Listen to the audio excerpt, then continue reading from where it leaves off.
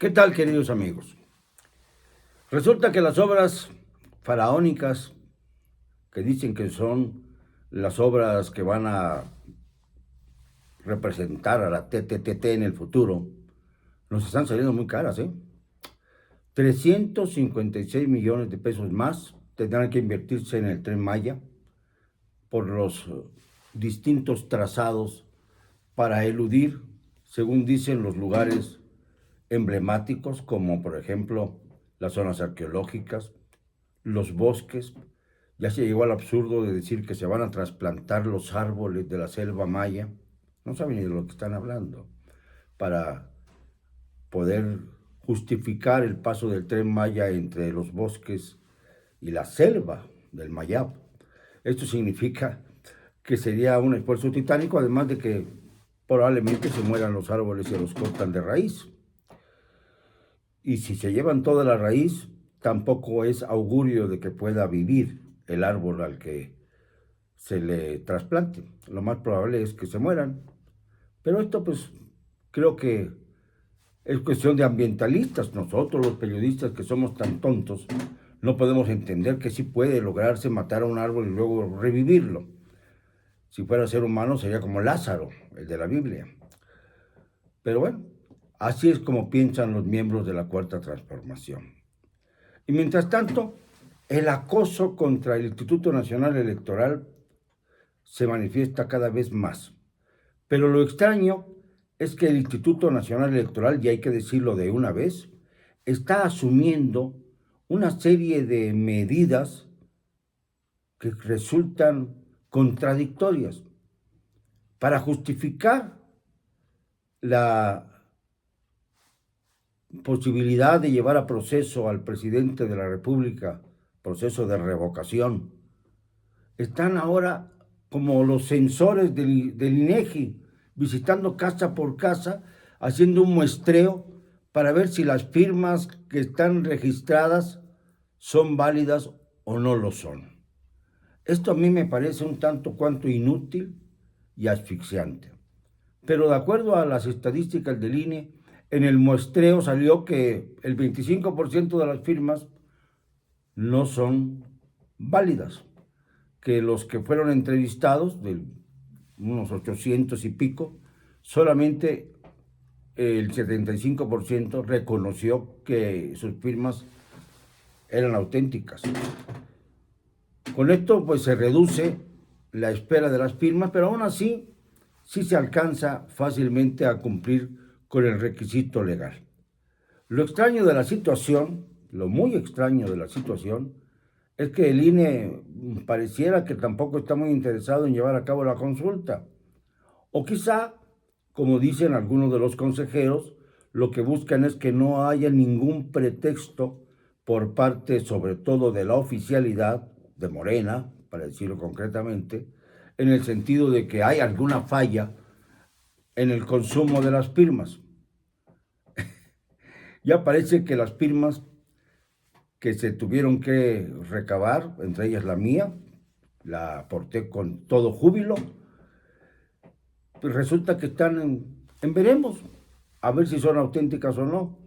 Ya es difícil, porque ya para hacer trámites tiene uno que hacer la firma exactamente igual a como la tiene uno en la credencial de elector, y si la M en mi caso me sale un poquito más alta de lo que está en la tarjeta del INE, pues entonces no vale. O sea que ya nos están enseñando a firmar con nuestra propia firma. Ese es un mundo cambiante. Si este es el cambio que tanto nos han prometido desde hace muchas décadas, pues entonces bienvenido sea. Pero me parece un poco ridículo que estemos llegando a estos extremos.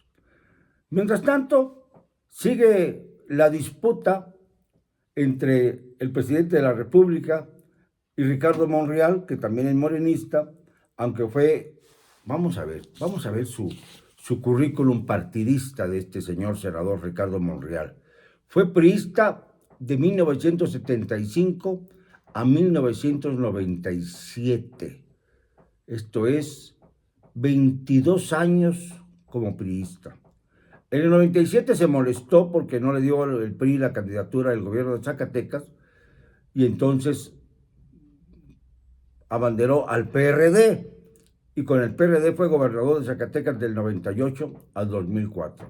Luego, rabiosamente, se pasó al PT, al Partido del Trabajo, hasta que ya como senador, en 2018, para hacer su campaña, decidió meterse a Morena y hacerse aliado de López Obrador, alianza que pues está ahorita ya endeble porque el presidente está lanzado contra él. Bueno, está lanzado contra todo el mundo, sobre todo a raíz de que ya se han descubierto las múltiples mentiras que cada día en el amanecer da al pueblo de México. Ya es tal el caudal de mentiras que ya estamos creyendo que las mentiras son verdades. Bueno, algunos despistados, algunos desinformados, algunos que no cotejan la información real con los datos serios. Por ejemplo, de ahora que yo digo que hay sobrecostos en todas las obras emblemáticas de este régimen, las tres famosas, el aeropuerto de Santa Lucía, cuyo mayor atractivo van a ser los baños, que están decorados con las fotografías de los luchadores más emblemáticos del país. El Santo, Blue Demon, en fin.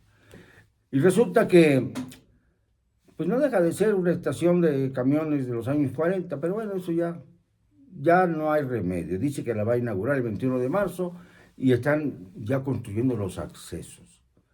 Pero hace poco una reportera hizo el recorrido desde la fuente de petróleo, digamos un lugar un poquito alejado del centro, pero no muy alejado, para ver cuánto tardaba del puente de la fuente de petróleos hasta el aeropuerto de Santa Lucía.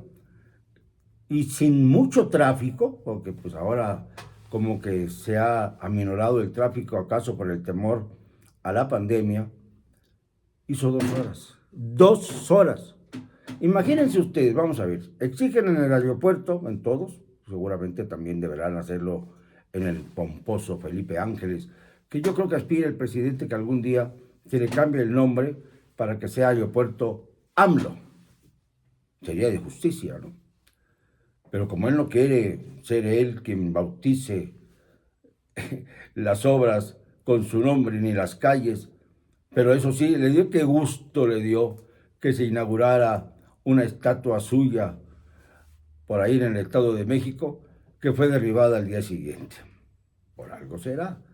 Entonces lo que le molestó fue el hecho de que se hubiera derribado la estatua, aunque agradeció profundamente a los que originaron tal monumento el haberlo edificado.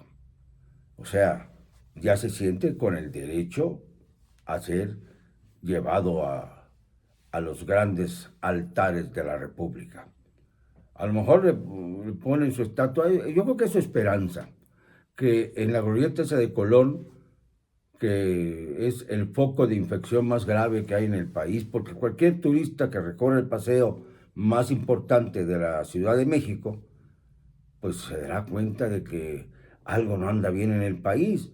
Una glorieta que está vandalizada desde hace años ya por las manifestaciones de mujeres muy violentas, en algunos casos, no todas lo son, pero en algunos casos, pues han llenado de grafitis, de nombres de mujeres asesinadas, está cubierto el monumento y arriba, en el pedestal que era de Cristóbal Colón, está un monigote que parece una mujer con el puño levantado, pero así como en alambritos.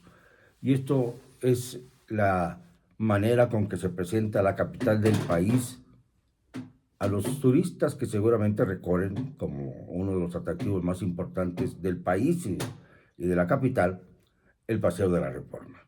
Y se encuentran ahí, pues, todo tipo de barbaridades, ¿no? Todo tipo de barbaridades, ya lo he comentado en otras ocasiones. Bien, una nota buena se lleva a Claudia Sheinbaum por el hecho de que ha colocado a un grupo de heroínas que merecen estar y ser reconocidas en los monumentos al principio del Paseo de la Reforma. Ya los visité y me parecen que, aunque no están muy bien acabados, que digamos, pues eso honra a las mujeres que fueron heroínas de nuestro país. Eso está muy bien, me parece correcto. Pero fuera de lo demás, el Paseo de la Reforma da verdaderamente pena. Pena. Todo está lleno de valladares, incluso el Monumento a la Revolución, que no está en el Paseo de la Reforma, sino está un poquito metidito. También no puede uno acceder a la planta de arriba más que cuando se sube al elevador. El elevador que construyó Marcelo Ebrard debe llevar su nombre, elevador Marcelo Ebrard, para que se una a lo de los próceres revolucionarios que yacen uno junto a su asesino. Es muy simpático esto, ¿no? Por ejemplo, está Venustiano Carranza y junto a él está Álvaro Obregón, que fue el que lo mandó matar, y cerca de donde está Obregón enfrente está Plutarco Elías Calles, que fue quien mandó matar, según dicen las malas lenguas, a Obregón. Y por supuesto está pues parte del cuerpo de Pancho Villa. Acuérdense ustedes que el cráneo deambula por los Estados Unidos y no se sabe exactamente, dicen, cómo ubicarlo. Yo creo que los gobiernos que han gastado tanto en tantas tonterías podrían dedicar una minucia de los excedentes del petróleo, por ejemplo, para hacer una investigación acerca de dónde quedó el cráneo de uno de los revolucionarios más importantes de nuestro país, de Pancho Villa, a quien, por cierto, fue asesinado también en una época en que predominaba los gobiernos oriundos de Sonora, Obregón Calles. En esa época terrible cayó Pancho Villa y desapareció su cráneo. Yo también tengo la hipótesis acerca de que Villa fue asesinado por los intereses estadounidenses que nunca le perdonaron aquella famosa incursión a Columbus, que afrentó terriblemente a los norteamericanos porque llegó Villa a reclamar las armas que ya había comprado y que no le habían entregado los armeros de Columbus. Esto fue el motivo de aquella invasión histórica en la que por lo menos México se quitó un poco de las afrentas recibidas por el vecino del norte. Pero volvemos al proceso de revocación. No se puede ya seguir jugando con este asunto. Se ha engañado a la población de un modo tal que hay muchos que repelen a López Obrador, que dicen que no van a acudir a votar por la revocación, aunque se opongan a que siga él en el gobierno. Dicen que tiene que terminar su mandato, que para eso fue electo. Dicen tantas barbaridades que yo no puedo entender cómo, si se ha cuestionado tan severamente a López Obrador, si además se han presentado pruebas evidentes de su corrupción al grado altísimo, se puede pedir que continúe en su gobierno. Yo creo, y vuelvo a repetirlo, sigo insistiendo, hay que acudir a revocarle el mandato a este personaje. Lo peor no es lo que ya hizo, lo peor es lo que está por venir. Y cada vez se parece más, en cuanto al testamento político, a ese chavismo podrido de Venezuela. Cada vez se parece más. Y esto es algo innegable, es algo que tenemos que considerar a la hora de que reunamos todas estas cosas, entre ellas las que he mencionado en estos minutos, para darnos cuenta que nos precipita hacia el abismo.